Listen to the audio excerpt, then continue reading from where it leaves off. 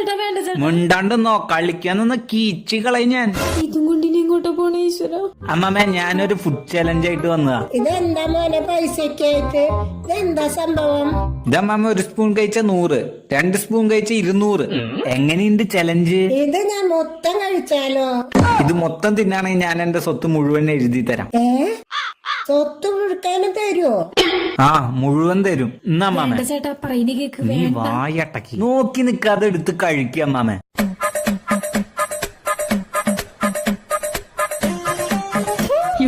എന്താടാ ഇത്? നീ എന്നെ കൊല്ലാൻ നോക്കാണോ? എനിക്കൊന്നും വേണ്ട.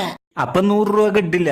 എനിക്ക് എന്റെ ജീവൻ മതി മോനെ. ഒരു വാ കഴിക്കുക എത്ര ബുദ്ധിമുട്ട്. അപ്പൊ എന്ന് ഈ പൂതന ഉണ്ടാക്കി തരുന്ന ഭക്ഷണം കഴിക്കുമ്പോഴുള്ള എന്റെ അവസ്ഥ ഒന്ന് ആലോചിച്ച് നോക്കിയേ.